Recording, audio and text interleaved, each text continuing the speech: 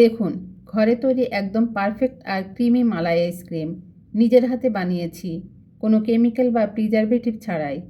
একদম দোকানের মতো পারফেক্ট টেক্সচার এসেছে, তাই না? এটা বানানো কিন্তু ভীষণ সহজ। কীভাবে ঘরে থাকা সাধারণ উপকরণ দিয়ে এই লোভনীয় মালাই আইসক্রিম তৈরি করলাম তার পুরো রেসিপি আজকে আপনাদের সাথে শেয়ার করব। চলুন তাহলে আর দেরি না করে মূল রেসিপি শুরু করা যাক। প্রথমে নিয়েছি লিকুইড দুধ, দিয়েছি গুঁড়া দুধ,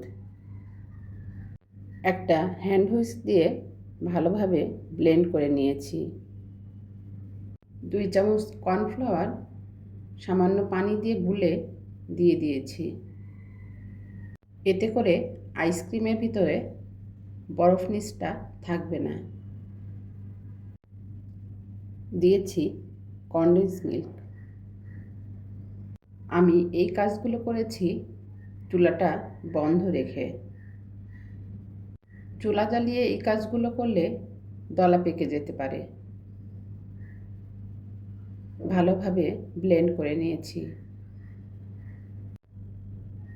এ পর্যায়ে দিয়েছি সামান্য ভ্যানিলা ফ্লেভার।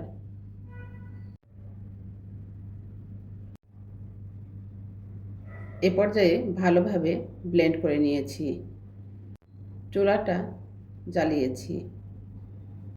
অল্প আঁচে জালটা দিয়েছি আর ঘন ঘন নেড়েছি যাতে দলা পেকে না যায়। জোরে জাল দিলে কর্নফ্লাওয়ার সেদ্ধ হয়ে দলা পেকে যাবে। আমি এখানে ঘন লিকুইড দুধ নিয়েছিলাম, যেটা কিনা জাল দিয়ে অর্ধেক করা হয়েছিল। মিশ্রণটা আমি ঠান্ডা করে নিয়েছি। এ পর্যায়ে আইসক্রিমের মোল্ডে ঢেলে নিচ্ছি। মোল্ডে ঢালার পর আমি এটা ডিপ ফ্রিজে 6 থেকে 7 ঘন্টা রেখে দেব। তারপর ফ্রিজ থেকে বের করলেই মালাই আইসক্রিম একদম রেডি।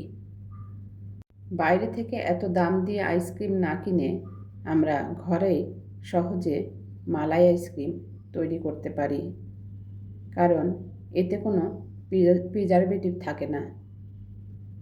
তাই খাওয়া যায় একদম নিশ্চিন্তে।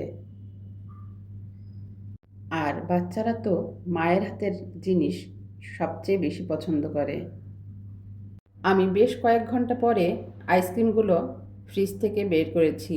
এ পর্যায়ে কিছু বরফের টুকরোর উপরে আইসক্রিমগুলো রাখবো, যার কারণে আইসক্রিমগুলো সহজেই গলে যাবে না।